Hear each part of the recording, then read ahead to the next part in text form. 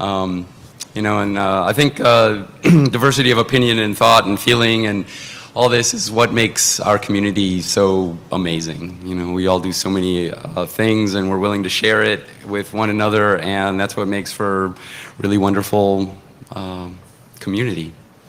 And this panel is a bunch of people who have thought a lot about DARPA funding for their projects or their hackerspaces and their lives. We all come from a very different place in all of this, and yeah, and so we're all going to share our thoughts, feelings, opinions, and in a respectful way, of course. And yeah, I hope everyone in the audience can you know, respect people for their different opinions, because that's what, as I said, makes for a strong community. Myself, I do have pretty strong opinions on this, as probably most of you know. I'm totally biased, even though I'm a moderator, I am biased, but I don't want to use this panel to push for my point of view. I really do want this panel to present issues around DARPA funding and other funding sources that may or may not you know, fit in with your goals, and see, you know, does that matter? For me, it does. For other people, maybe not. We'll find out. Yeah, so just a brief thing, a brief word about my background in this subject. In April, I made a public statement on Facebook and Google, various social networks, all exactly the same message, and I'll just read it. It's very simple. It's official. I'm greatly saddened that I won't be able to help at this year's U.S. Maker Fairs after they applied for and accepted a grant from DARPA. I look forward to working and playing at Maker Faire again after they are no longer associated with DARPA. That was my entire statement. It caused quite a flurry in various sectors of the internets, some respectful, some not, and that was not easy to deal with for me personally, but I'm really glad I made that statement, because it got a lot of dialogue happening around this subject where there really are no simple, easy rights and wrongs. And it's actually quite complex if you try to think about it. You know, just for me, Maker Faire has been an incredible, unambiguously wonderful part of my life since the first one in 2006. I never imagined I would have to think about difficult issues surrounding my involvement with them. I don't really want to go into my reasons for this, but it was way not easy choice for me to come to not help, because I miss it greatly. So DARPA, for people who don't know, is the Defense Advanced Research Projects Agency. And according to their website, their mission is to maintain the technological superiority of the U.S. military and prevent technological surprise from harming our national security by sponsoring revolutionary, high-payoff research, bridging the gap between fundamental discoveries and their military use. That's from their website. From the Wikipedia page, the current budget is $3.2 billion this year. DARPA grants are becoming more and more available. The one for Maker Faire used for their mentor program is $10 million for renewable over a number of years, and for putting 1,000 hackerspaces in high schools, essentially. And they are making grants available through someone from our community who calls himself Mudge, who I don't believe I've ever met. I asked him to be on the panel, but he didn't want to take a public position, so unfortunately he won't be here. But the panel we have, I think, is really representative of a lot of really cool points of view. So just some ground rules just to keep things cool. You know, again, we don't all need to agree with each other, but we certainly can all respect each other for our differences. And I would request that people in the audience, please don't applaud during the panel after the panel, go crazy. But that just can be kind of disruptive for expressing different points of view. So rather than me introduce people, why don't each of you introduce yourselves just briefly and say what you've done in the hacker community that got you here. So I'm SciTech of Alpha One Labs, co-founded about 3 years ago. And the reason I'm on this panel today is because we were one of the Hackerspaces that is part of the Hackerspace space program that is getting a $500,000 grant to work on space projects at Hackerspaces. And that's that.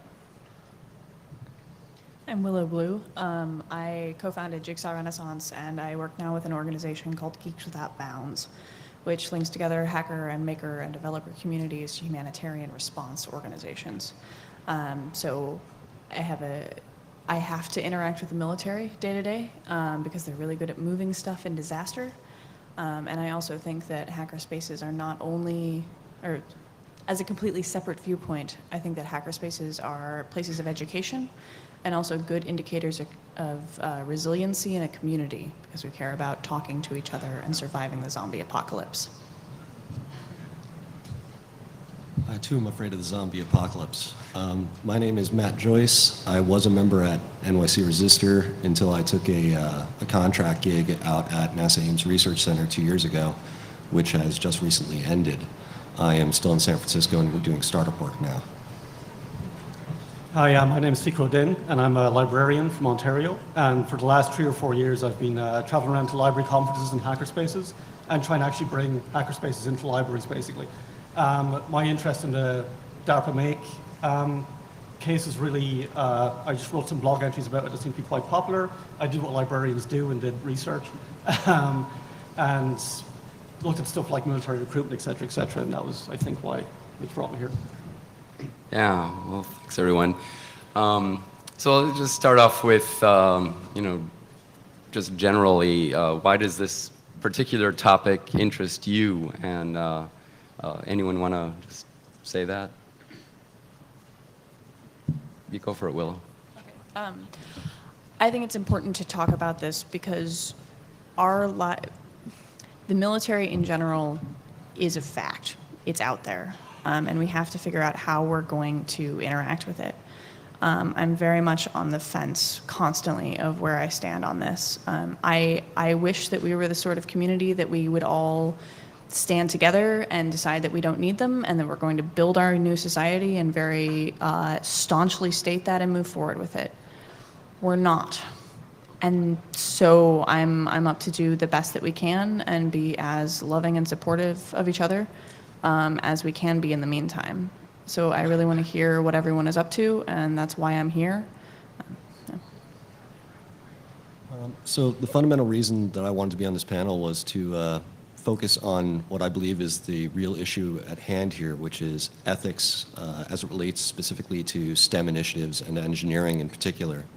The things that we do at Hackerspaces and in the open source community are by and large released out into the world without much guidance. We create things and we let them loose on the world and they will be co-opted by other people and made to be used. So I think it's important that people sit down and have a conversation with the people that they know and with themselves about what it is that you're working on and whether or not you're able to accept what will come of it. My main interest was the Make DARPA partnership, and again, for reasons very similar to that, it was problems of ethics, and there was very little discussion about this online, really, and it was the reason why I wanted to be here was to have more face-to-face discussion and to kind of continue the discussion about what's really a pretty complex issue. So yeah, we are part of the Hackerspace space program, and I also am on the fence. And we are going to, the way we're going to structure the program at Alpha One Labs is that the DARPA funding is going to the Hackerspace space program, which is a group at Alpha One Labs, sort of like a meetup. So it's a separate entity, and that's going to enable everyone to participate in a way that's good, that I think. Yeah, and it is kind of interesting, from our various points of views, it's still not obvious to us here, and I think anyone who's tried to think through these for themselves, that it's not an easy set of issues to balance off with one another. There's pluses, there's minuses, and some of the pluses and minuses are hard to balance off. Like a plus for the Maker Faire associated program mentor is 1,000 hackerspaces in high schools. I mean, anyone here, I think, would think that's an amazingly cool thing. The minuses are going to be different for different people. From my point of view, you know, the people at DARPA are doing it to enhance their goals, and from my point of view, those aren't my goals. So I'm somehow helping them if I'm helping that program. How do you balance that? So for that, I really don't know. I do the best at the time, best of my ability to come up with my choice. Is that the right one? I don't know. So you want to address that in like SciTech for the space program, like address like the pluses and the minuses?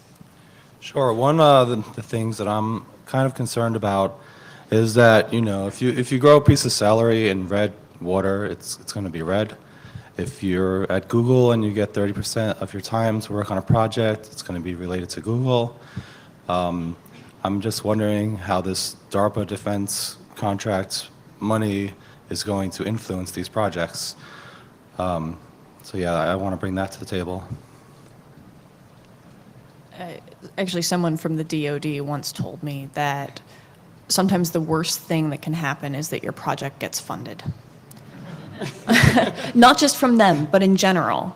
One of the things that this community is so fantastic at is doing stuff with a popsicle stick and a shoestring that we found in the couch. We make do with what we can, and that's what makes us incredible. We open source things. We're awesome at that. And so it's vital to me that we ask, what do we need money for? How much do we need? Is it absolutely necessary? And then what are all of the sources that we might gain funding for it from? And if you've done all of that research, then I think you're good to go. In whatever you decide, I think you're an adult. You can do whatever you want, as long as you don't hurt the evolution of an idea, whatever, or de-evolution of an idea. Yeah, I'll leave it there.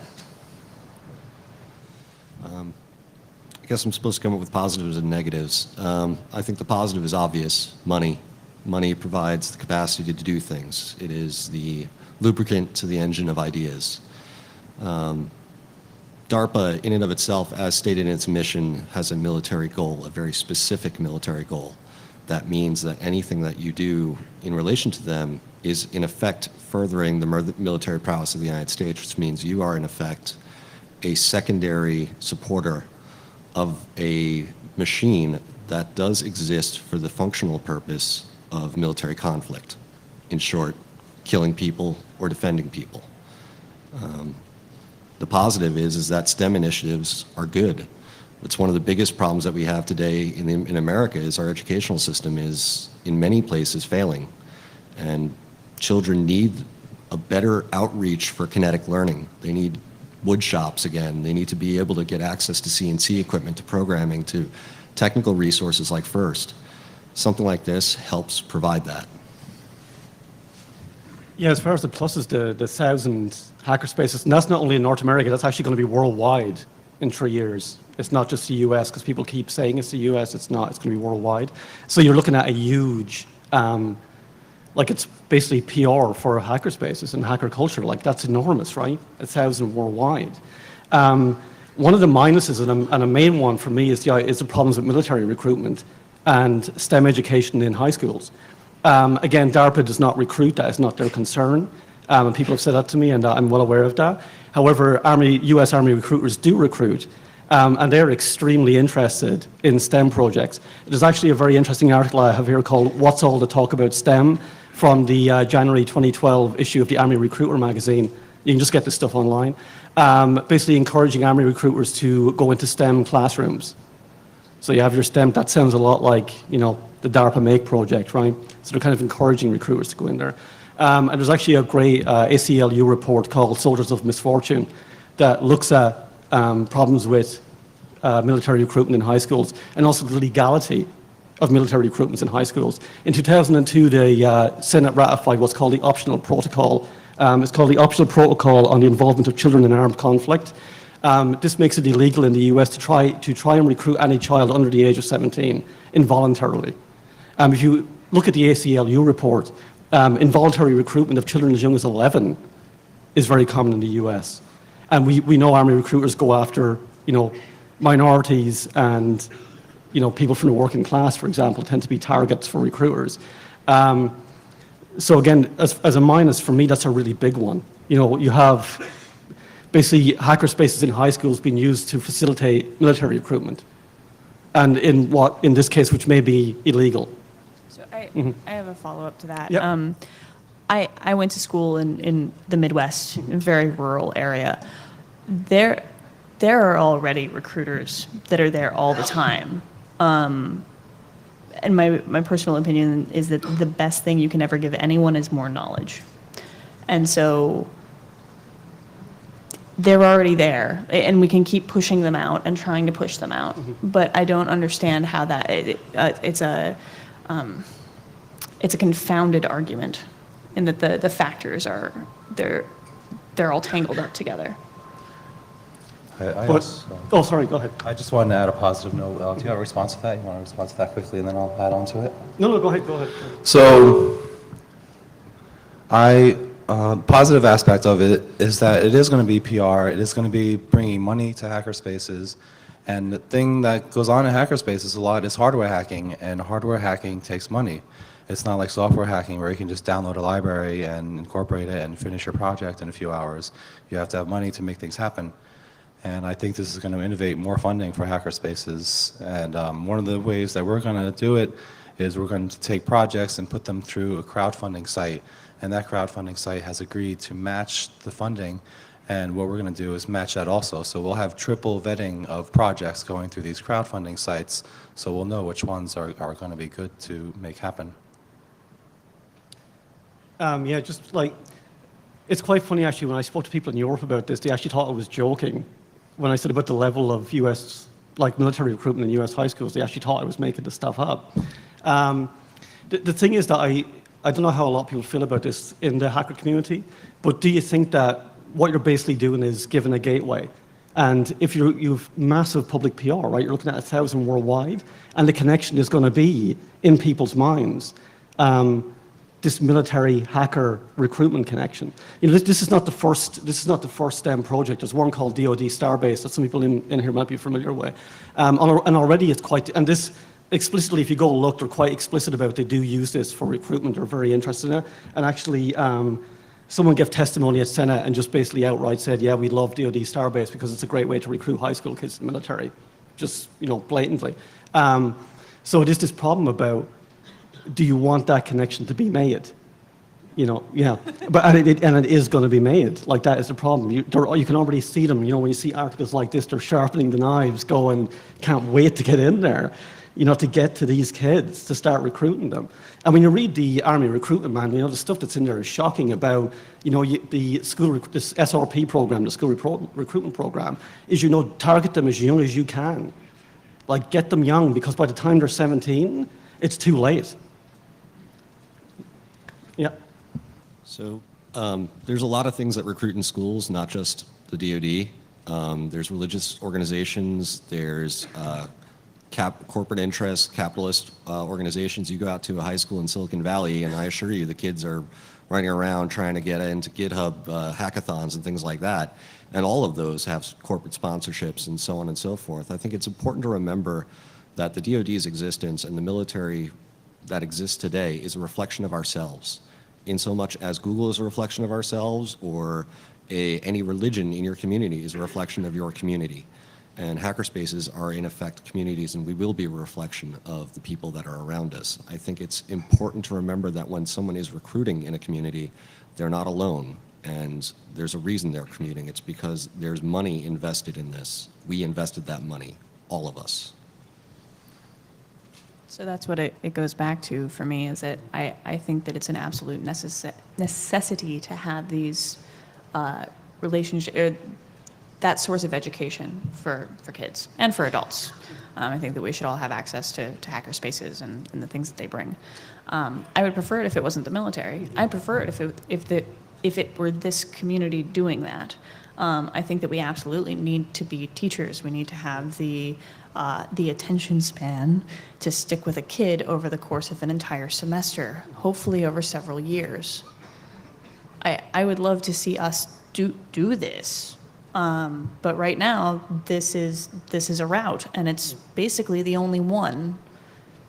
The thing is, the reason why I do go and to librarians and say, and to Hackerspaces saying, please come to the library. There are other ways of doing this, right? Like, one concern for me really with this is there's very few neutral spaces left in the world. If you think about the public library, very good. Anyone can come to the library and pretty much read whatever the hell you want to read, do whatever you want to do, look up whatever you want on the computer, right? We are completely neutral, and we'll defend your right to read and look at whatever you want to the bitter end. That's kind of why we're there. To a large extent, that was my original interest in Hackerspaces. The model is very, very much, there's a neutral space where you come in and you can destroy whatever the hell you want, set it on fire, we don't care, okay? As long as you clean up after yourself. Yes. Unfortunately, in public libraries, we don't make them clean up after themselves, and they're like peeing themselves and stuff. Oh, it's terrible. People can ask me stories later on. It's like you guys, I always laugh when you talk about dealing with the public. We deal with the public, and they do wet themselves, but that's fair enough. And the thing, a main concern is talking about who's going to do the idea of this education. Dale Doherty, and I might be, sorry, but I have the Lucky Charms accent. Sorry, I'm actually Irish, so I try to keep it at a 2. And sometimes it goes up to an 8 when I get excited. So if I say something, someone please warn me. They go, yeah, you're no longer even mildly, you're crazy, right? It's now all Lucky and no Charmy is going on. One of my main concerns, actually, and Dale Doherty, when he does the PR for this thing, is the example of the high school in Sebastopol, which I think actually Dale Doherty's kids go to that high school. Actually, I think that's one of the reasons why it was chosen. And very much, right now, this is a jewel in the crown for the DARPA Make program. But the high school is I think it's an award-winning high school. This is a high school for quite wealthy people, send their kids there. How is this going to pan out when we get to 100, to 200, to 400, to 1,000? This model is not going to, it's going to be, I really do believe it's just going to go like that, right? It's going to be like substitute teachers getting paid a couple of dollars an hour, stuck into this class going, you just teach what's on this sheet of paper and shut your face. And then it's going to be, recruiters going, yeah, I can do that for you. I can do a much better job than you can. And also there's large parts that, are being left out of the discussion about the DARPA Make thing. And one of that is the actual model that DARPA wants.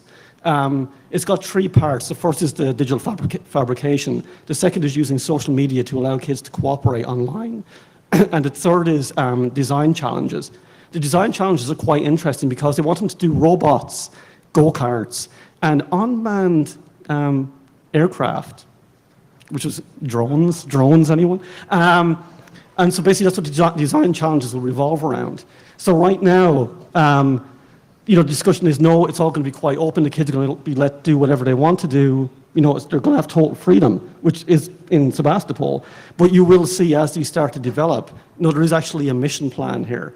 I can actually read, it's quite funny. The mission plan, this is actually a quote from the 2 people that are managing the Mentor project. It's Lieutenant Colonel Nathan Weiderman and Paul Eremenko. And this is a quote from a presentation they gave when originally they were looking for people to actually bid on funding, to bid for the event. And I think this slide was removed actually when they actually gave it, but you can still find the presentation online, it's quite funny. And it says the goal of it is to inculcate adaptive vehicle make-type design methods such that they become pervasive in subsequent generations of engineers. So basically, the goal for DARPA is to inculcate a military design methodology into high school kids. Let me interject. So Yeah. you've been saying a bunch of interesting Yeah. points. There's probably Sorry. other people who want Yeah, to sorry. say. So SciTech, you've been wanting to talk. Yeah, I think every contract is different, and one aspect of our contract is that we won't be able to collect names, and I think that touches on the recruiting aspect, and there's not going to be any names involved. So, Yeah, I was talking to Jerry Isdale earlier with SciTech, and he mentioned that there's specific clauses about recruiting not being allowed, and I think that ties back into the legality arguments. They recognize that the benefit here is in the STEM initiatives, as you're discussing Yeah. with the implementing that engineering approach and design approach for kids is more important to them than their recruitment, because down the line, DARPA doesn't generally bring in engineering talent. What they do is they reach out to a company like Raytheon or CSC, and they say, hey, we need you to build something for us. Would you like to bid on the contract? So the reality is many of the kids who would benefit from the DARPA STEM initiatives aren't going to be recruited into the military. What they're going to be doing is they're going to go out and get a job with the defense contractor, or maybe with Intel, maybe with some cooking manufacturing company. You never know. But I think that you're now at odds with yourself on their mission statement. I don't think that they can actively recruit while being an education initiative because of the laws around recruiting in schools.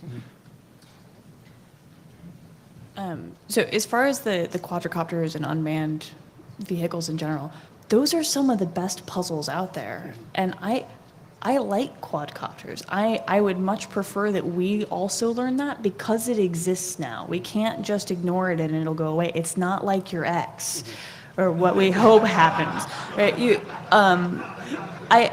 I had a very nice quadcopter deliver me beer the other day. Like, we can do amazing things with this. And so, and also that is already at the state that it is, state of the art that it is. Introducing school children to how to build robots is not going to help the military right now. Like, I know that, and as far as their methodology, they get shit done. Like, we need more rigor in what we do. We need more documentation. While I don't agree with inundating the ethics of it, I do agree with getting more of those values of just process. I think that's good. Do you think it's possible to separate those two? I think if we have enough conversations around it and continue calling each other out on what is ethical and what is not, I think it's definitely possible to separate those things out. I'd say from a military standpoint, you look at a line soldier, what they're taught is they have to obey the chain of command. When you join the United States military, you're given a gun, you're pointed in a direction, and you're told that you're allowed to shoot certain people, you're not allowed to shoot certain people. There's something of a suspension of morality that occurs there. You're allowing somebody the opportunity, or not even opportunity, they're being told that it's okay, and you're now a hero, you should go out and kill people. It's something that nobody wants to do. No one wakes up in the morning and wants to go out and shoot someone. In fact, many soldiers fire high when they first start combat. The reality is that the way the military exists today is that the people running around in the field have suspended their morality, and they're following command regulations on what they're allowed to shoot at, when they're allowed to shoot. And they're expecting their leadership and their elected representatives to provide guidance in what is ethical, what is right. So I would say that to a certain extent, you do have to recognize that some of the process that exists inside of the logistics of the United States military is built around that mechanism. And yes, some of it's probably difficult to disassociate. Those chains of command are starting to be flattened in some ways, though, where now it's not quite to the individual yet, but they're working on it, moving where it's just, here is your objective. The unit figures out how to do it. And I know that the military does some horrible things that are unacceptable, and that ties very deeply to what our politicians think are the best routes. And we, again, take on some responsibility, figure out how to interact with that or how to actively tear it down. But it's moving away from that, and that adaptation is also going to allow disaster response to happen in a much more effective way. most of the time people will try to solve, which is a false word, a situation without harming anyone. Yeah, well, let me go off a little bit different direction. So one of the things I totally love about this whole scene, the hacker movement as I see it, and maker fairs, is people are doing what they're doing because they love it, whether or not it makes money. And that's one of the reasons that it was such an incredibly high experience for me the first time I went to a maker fair. There were 20,000 introverted geeks all wanting to share enthusiastically the projects that they love and learn from other people doing the same, you know, like here. This is what makes this place, you know, here are 2,000 of our closest friends all sharing what they love. Money can change that.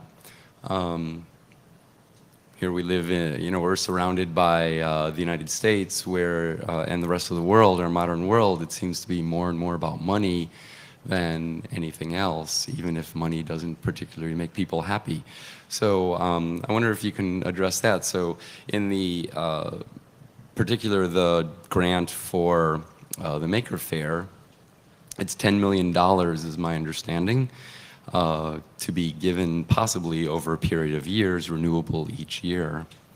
What are people willing to do or not do in order to make that funding more likely, and does that change things? So that was kind of a leading question, but you know, seriously, what do you think of all that? I think the HSP program is prepared for a wild ride here, and Hackerspace space program, and yeah, I just hope that we're going to see some amazing, awesome innovation and inventions and things come out of it. But I definitely know it's going to be a wild ride. Do you want to go? I will say that grant initiatives are something that many hackerspaces have looked into. I know many hackerspaces have attempted to get grants, and if you've ever gotten a grant or work in research, you know that getting your first grant is the hardest. If you have no back history or no one on your board that's had or worked in large grants before, you're almost immediately shot down. So the DARPA proposals that are coming into hackerspaces are providing an avenue for future grant money to come into hackerspaces, providing greater legitimacy and a capacity for your local hackerspace to reach out to local community colleges and local government on a more equal footing. I think there's certainly a huge amount of benefit outside of just the monetary value. $10 million is not that much on a national scale. It's effectively being able to give like a penny to every kid in the country. It's not much. So I think the real benefits are in the future. So how many people here pay dues to a hackerspace? Okay, how many do it with any regularity? Okay. So as someone who has had to make sure that the bills can get paid, it's really stressful, especially because the hackerspace that I co-founded was not backed by wealthy people. We didn't have someone who could swoop in if we couldn't make rent and just pay it. And if we really wanted to make it happen, we had to figure out how. This ties very much into just general maintenance of things. That it goes to the cleaning up after yourself. It goes to the amount of social responsibility that you take on that includes taking out the trash sometimes and doing the dishes, not just your own, but also the extra cup that was left there, that allows things to continue in a sustainable fashion. And sometimes looking at a very large chunk of money and seeing that you could just focus on the things that you love for a while and see them come to full fruition is incredibly, incredibly alluring. And so if we're all able to contribute a little bit more consistently, these sorts of things are less alluring. Yeah, it connects quite nicely to that. one of my biggest disappointments actually with the DARPA Make thing was I really didn't feel that Tim O'Reilly and Make had to go to DARPA for $10 million. That's not a lot of money. And I really do believe there was, like, it's Tim O'Reilly, for God's sake. If the guy wants $10 million, I'm pretty sure people will be more than willing to, do that for him. I think it could be done. And you'd have basically none of these issues at all. And I think when William Binney, I don't want to be unkind here, I'm not trying to, but when William Binney talked about government feeding, I think that might be a little, again, you can never tell, but I get the feeling that might be kind of why that route was taken of, we can get 10 million, we can get 10, well, we can get a lot more for something similar or whatever. I think it's important that this community remembers that when Make is not in the business of helping our community, they're in the business of helping every community. And getting out beyond this community means getting big names involved that everyone can be aware of and have some level of respect for. For better or for worse, DARPA is a big name. They are well respected throughout academia and against large corporations. So I think that is where the fundamental value was beyond just the money. Yeah. So no one really addressed the point I was trying or attempting to make about, does the money change what people are willing to do or not to do in order to get more money? And in that way, it becomes less about doing what we love. That's one of the things that worries me.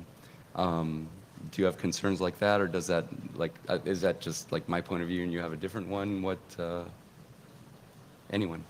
That's sort of like what I mentioned before of Google giving 20% of like your own time to do whatever you want. However, it ends up being like Google stuff. So I feel like this DARPA money is going to end up being like DARPA stuff. So I think it absolutely depends on the person. There are people out there who see the value in money, huh? Pun? Yes? Icebreaker? No? Okay. I'm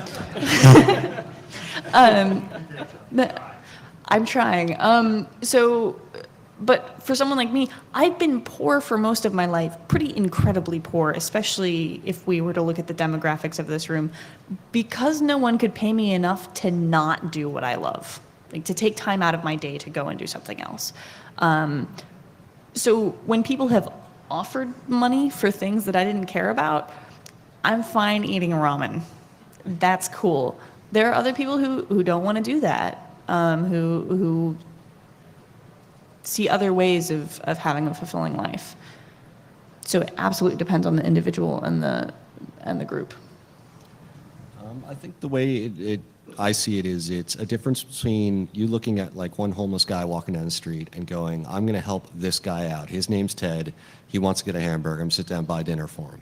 And being the guy who says, I'm going to help all the homeless in the city, which means I can't help Ted because Ted's no longer a person, he's a number. I think when something becomes a business or becomes a $10 million grant project, it stops being very personal. It becomes, I have to go by the numbers. I have to reach the greatest level of efficiency. I have to start doing this in an analytical fashion. I have to suspend the absolute morality and make it about the ends justify the means to a certain extent. And I think that there is a definite switch in most people to what extent they choose to go in either direction. I think that's probably what I would see as the difference.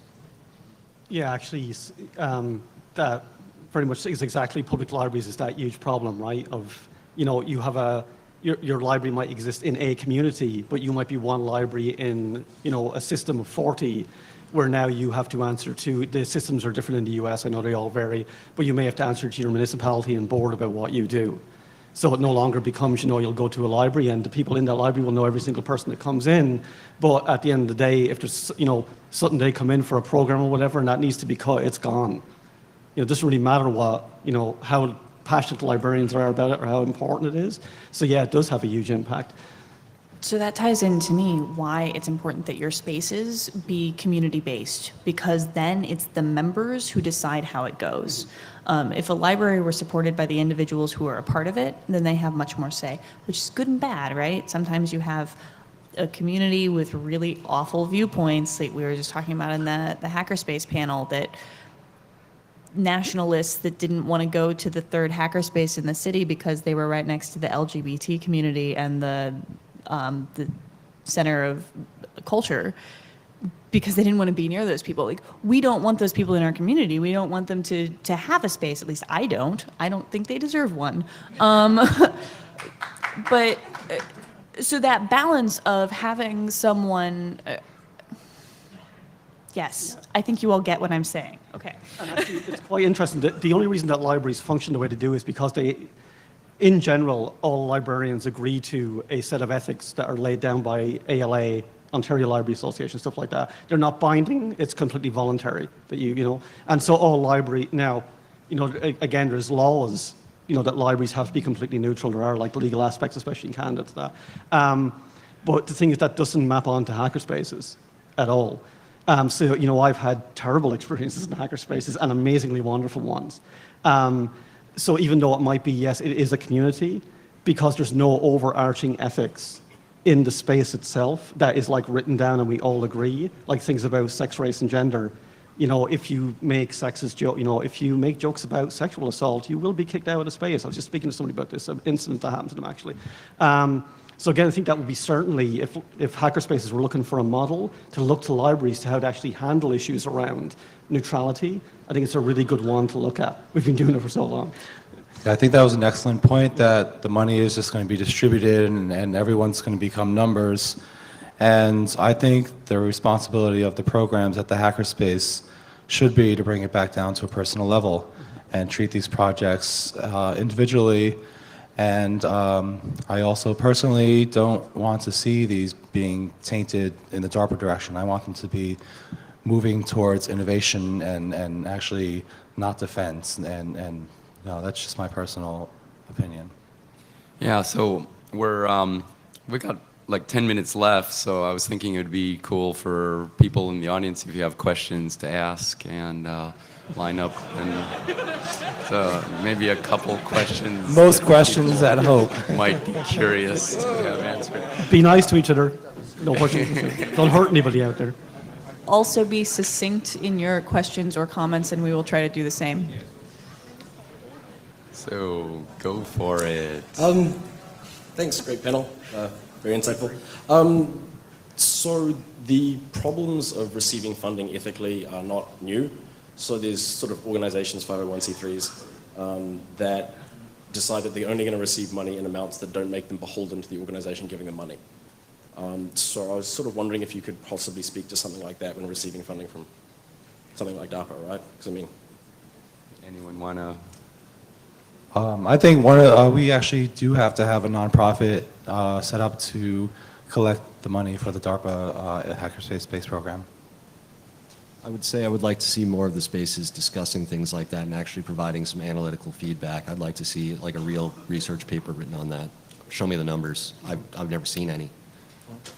I would like to see that every project that receives money include not just padding, but also an endpoint, so that it's not based on continuation of funding, so that they don't have to keep going back to see the end of it, but it's done at the end.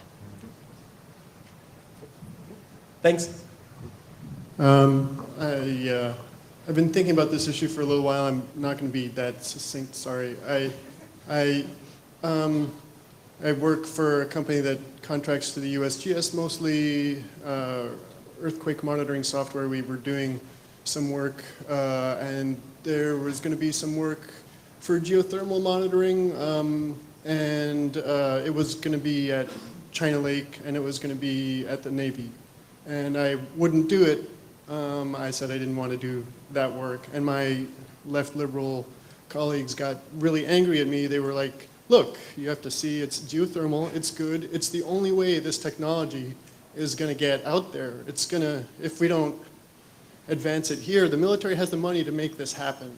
And, you know, it's not going to happen otherwise. Here's your chance to make something really good happen. Who cares who's paying the bills? This is a good thing. And I guess I come from the point of view where, you know, you look at the website for what DARPA stands for, it specifically is for defense and killing people. And I don't want to do that, but how much will I do? I'll be a little piece of that, maybe or not. Will I kill people? No. Will I make software that might kill people? Well, no.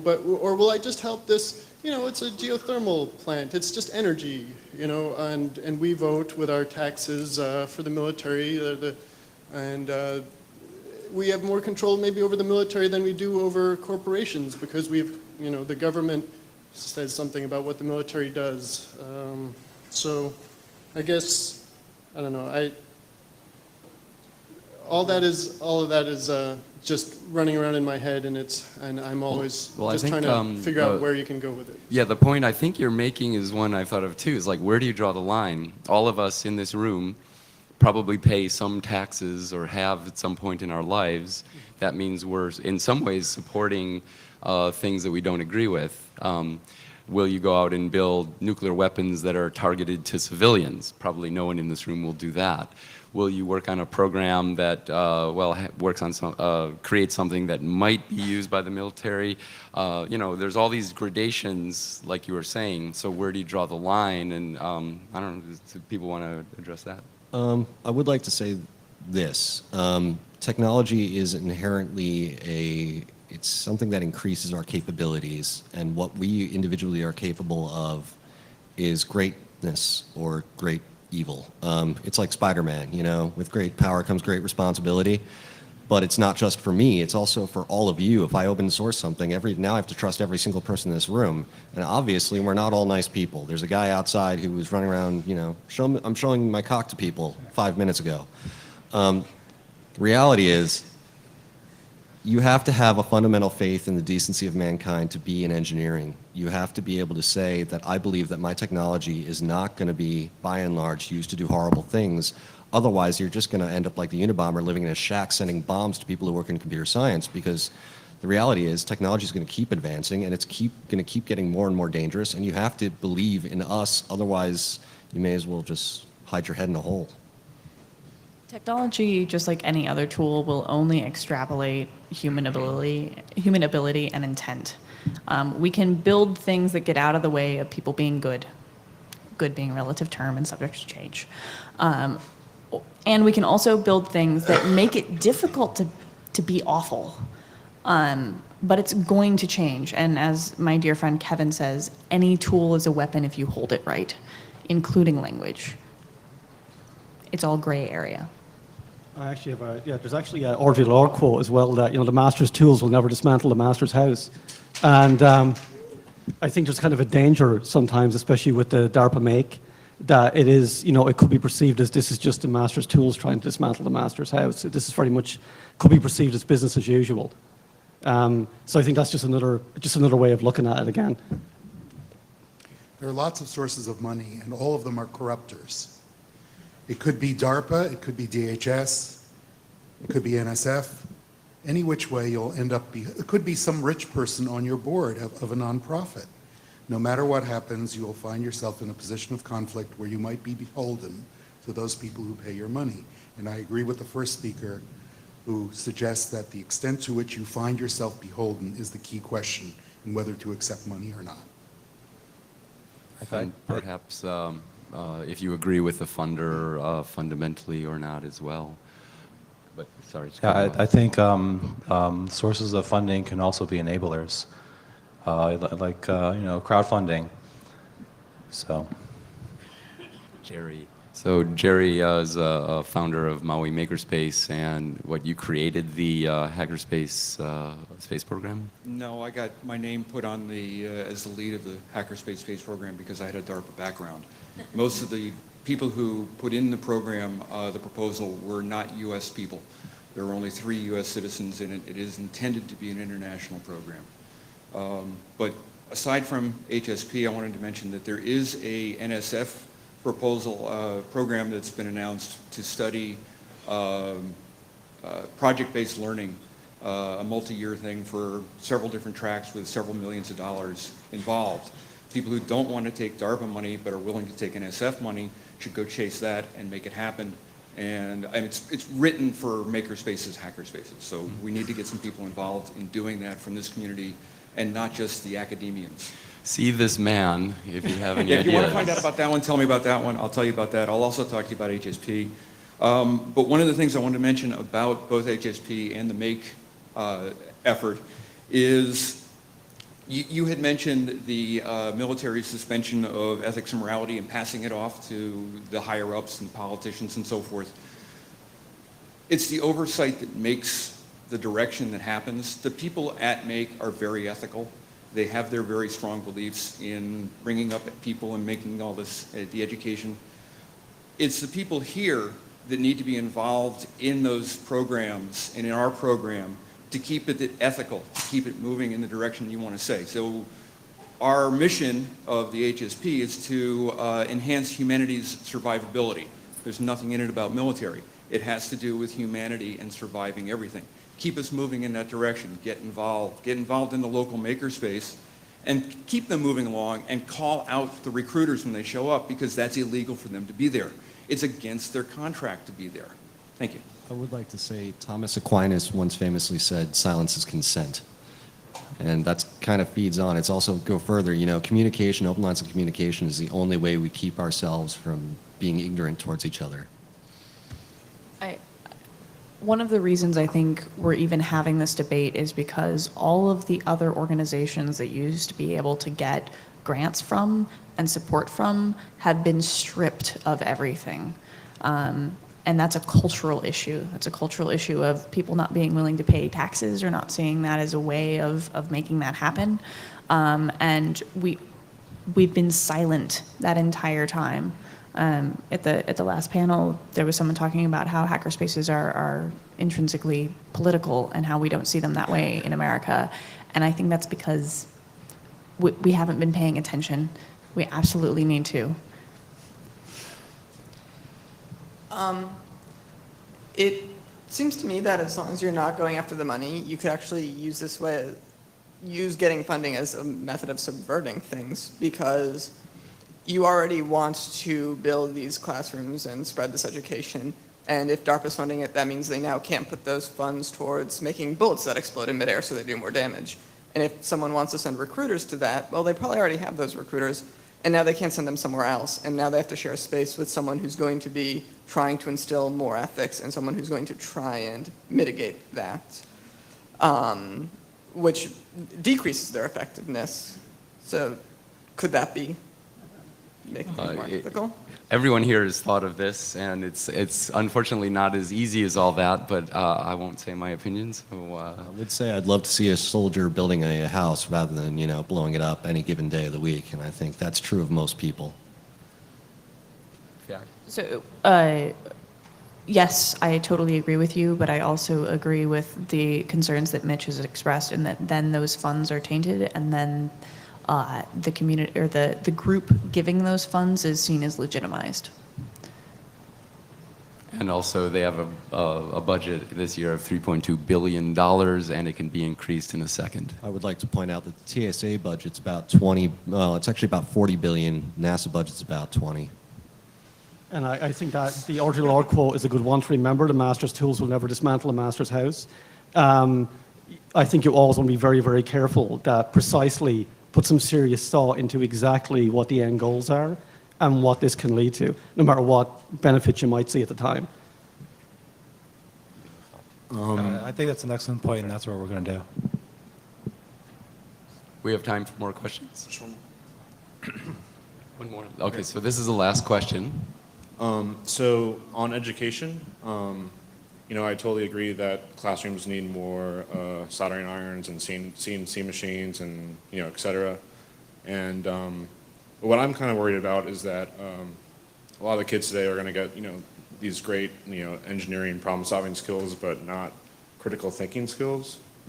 And have any response to that or ideas of how that applies? Totally take this one. Oh, man. Okay. So the last few years I've been a part of something called School Factory and Space Federation. We care about hackerspaces becoming the schools of the future. You might be able to tell from some of the things that I've said earlier. even just putting shop classes back in schools is not going to solve the problem. Because you used a drill press does not mean you suddenly have the ability to even build a chair. So for me, it's awesome because suddenly people have access to tools and equipment and hopefully say, oh wow, and this other person came in from, apparently they do this outside of school and I kind of don't like being in school, so I'll go hang out there instead. I care about corrupting them and pulling them out of that system because the education system is just as broken as our military system. Perhaps more dangerously so, actually. Yes. Does that answer your question? Yeah, I'm just happy to hear whatever thoughts Okay. are out there. Okay, for the most part, I'd like to just say I think that's absolutely true. More kids need to be brought up in a stronger STEM environment, but I think that the real problem there is you have to reach out to the parents as well, and I think hackerspaces and communities are the ways to do that. So I think DARPA was right in getting hackerspaces involved. It's a person-to-person thing. Yeah, I think we should definitely instill critical thinking in the educational programs. Yes, please come and invade the library. If you have 5 minutes during the week. We have space, we sometimes have money, allegedly. And if, we are basically all about critical thinking, and really if you want a truly neutral space to do hacker stuff, the library's pretty much it if you want to. Yeah. Did you hear about what they did in Texas? Like, you can't even bring up critical thinking in any class because it might undermine the beliefs that the parents are trying to instill in their children. Well, It's awful. the problems Let's with fix the it. education system are many and huge and perhaps insurmountable. And this is one of the great reasons why hackerspaces are flourishing in our country, because it fills some of that horrible void. So I hope this panel has been informative for people in seeing that these issues really are important to think through, because this affects the future of us individually and collectively as a community and the whole hackerspace movement. So, and there's no rights and wrongs. So please keep talking about this, and let's see where we are in a few years as a result of the thinking and talking and discussion in our community in the future.